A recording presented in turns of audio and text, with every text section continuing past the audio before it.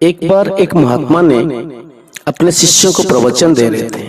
प्रवचन समाप्त होने के बाद एक नौजवान शिष्य ने खड़ा होकर पूछा, मुनिवर, होश क्या है और जागरूकता क्या है और हम इसे अपने जीवन में कैसे ला सकते हैं?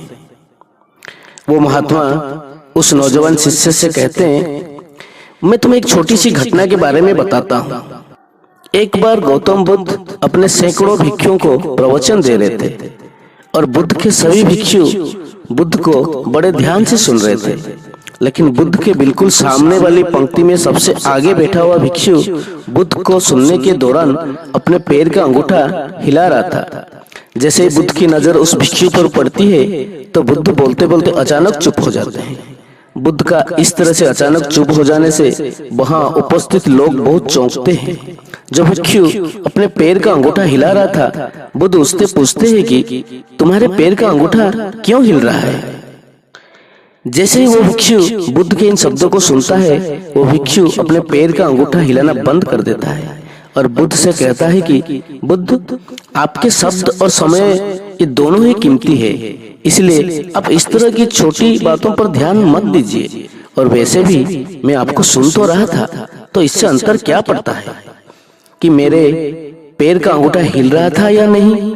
तो बुद्ध उस भिक्षु से पूछते हैं कि क्या तुम अपने पैर का अंगूठा जानबूझकर हिला रहे थे? वो भिक्षु बुद्ध से कहता है कि नहीं बुद्ध, मुझे तो पता ही अब लगता है। बुद्ध कहते हैं, फिर ये छोटी बात नहीं है, क्योंकि अगर तुम्हारे पैर का अंगूठा तुम्हारे बिना मर्जी के हिल सकता है, तो तुम्हारा मन भी तुमसे बिना तुम्हारे मर्जी के कुछ भी करवा सकता है। और यही कारण है कि व्यक्ति ऐसा पाप कर देता है कि जिन्हें करने के बारे में वो व्यक्ति सोच भी नहीं सकता था। उसके बाद वो भिक्षु बुद्ध से कहता है कि बुद्ध, मुझे क्षमा कीजिए, और जिसे मैं छोटी समस्या समझ रहा था, ये तो बहुत बड़ी समस्या है। कृपा कर मुझे बताएं कि इस बड़ी समस्या से छुटकारा कैसे पाएं? बुद्ध कहते हैं, होश के द्वारा और जागरूकता के द्वारा। वो भिक्षु बुद्ध से पूछता है कि होश क्या है? बुद्ध कहते हैं कि होश का अर्थ है जागकर देख लेना। क्या तुमने ये ध्यान नहीं दिया कि तुम्हारे पैर का अंगूठा हिल रहा था, लेकिन जैसे ही तुम्हारा ध्यान उस पर गया, वो हिलना बंद हो गया। पूरे दिन में जब भी याद आए, खुद को जागरूकता के साथ देखो कि तुम क्या कर रहे हो और क्यों कर रहे हो।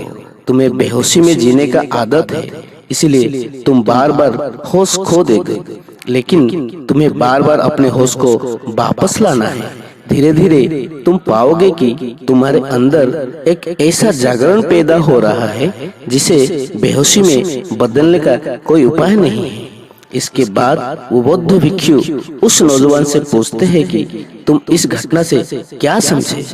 वो नौजवान लड़का कहता है कि होश का अर्थ है खुद को देखना। अगर हम लगातार जागरूक रहने का प्रयास करते हैं तो हमारे अंदर एक ऐसा जागरण पैदा होगा जिसे बेहोशी में बदलने का और कोई तरीका नहीं है। फिर वो महात्मा उस नौजवान शिष्य से कहते हैं कि तुम शुरुआत में जबरदस्ती जागरूक रहो और बाद में जागरूकता तुम्हारा स्वभाव बन जाएगा। दोस्तों, ऐसे ही प्रेरणादायक कहानियां सुनने के लिए मेरे वीडियो को लाइक कर दीजिए और मेरे चैनल को सब्सक्राइब कर दीजिए, ताकि ऐसे नई नई रोचक, मनोरंजन और प्रेरणादायक कहानियां आपको सुनने को मिलता रहे। धन्यवाद।